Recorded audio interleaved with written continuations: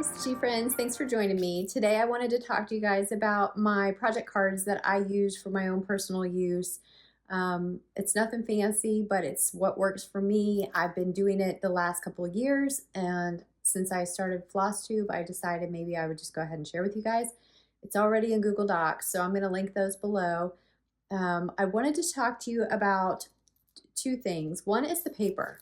I use a thicker paper than printer paper, but it's not cardstock. And I have my own reasons for that. You can use whatever weight paper you want. I use 32 pound, which if you can hear is thicker than printer paper. So it's pretty sturdy. It's obviously going to be cheaper than cardstock. I did want to mention though, if you wanted to get cheap cardstock, the best prices I found are at Walmart. And this I buy on Amazon. I will link that below as well. And the other thing I wanted to note is if you see any color on my pages, I have a really old printer and I'm trying to use the ink up so I can get a new printer because technology and it's not working as well as I would like. So it's not printing straight black anymore. It's kind of wonky. So anyway, I wanted to let you know they are all black images. I was trying to save ink for you guys. So I wanted to go over this one more time for anybody who might not have seen it. And I guess let me know if you have anything you want me to change. It's pretty quick and easy to update them. If there's something that, some way you stitch that you're like, hey, I would really like that on the cards, I can do that. I made them in 2 sizes, so you have 5 options. Because there are 3 designs in this size, and then I made 2 designs in the half-page size for you guys. Yeah, I guess just let me know. Hopefully you'll find them helpful, but just let me know if you see anything that you need changed or you're having trouble with them. There's PDFs, so it shouldn't be a big deal for anybody to download them and print them.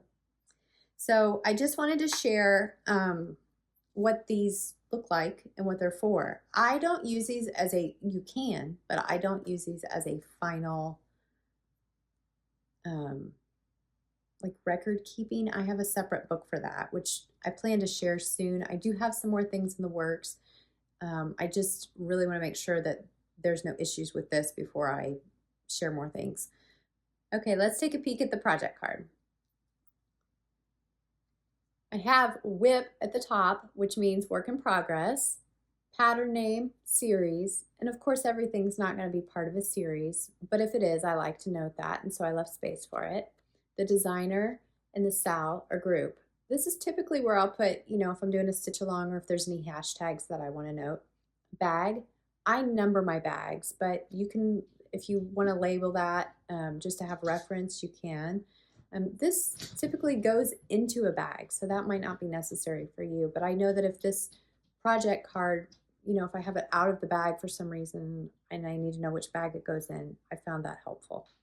The date I kitted it, the start date, the end date, and down here is all your fabric information.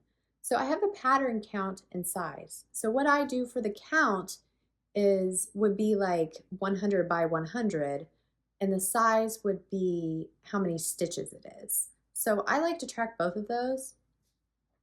You do you on that one, fabric, that's where I would put like, 32 count jazz.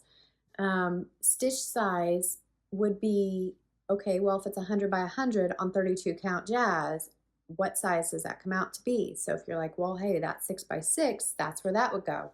And then I figure out what I want my margins to be, because some projects you want bigger margins than others. It's not just standard, and if I kit this and then I take sometimes even a week or 2, I cannot remember what margins I had planned, and then I've got to figure that out all over again. So that's typically why I like to note it. And then the finished size is when you add your stitch size and your margins, that's your finished size. So if it's 6 by 6 with a 1-inch margin, all of a sudden it's 8 by 8, right? And then your fabric size. So how big do you want your fabric to be? And then obviously this helps when you're trying to figure out what fabric you want for what project. It's just real easy to look at that. And so those are the numbers that I typically always jot down when I'm trying to get a project up. And then threads would be 1/2 or 2/2.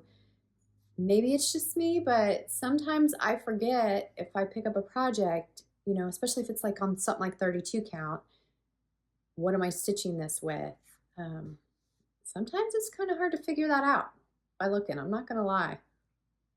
Maybe it's just me. Anyway, then there's a section for floss.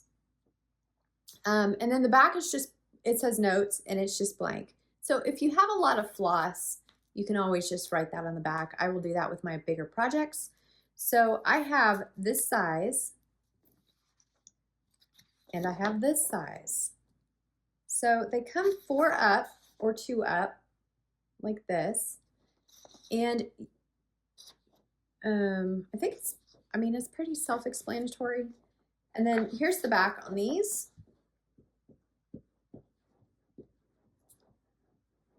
Oh, so these are a little bit different. I totally forgot I did that. On here, I added extras and finishing and purchase info.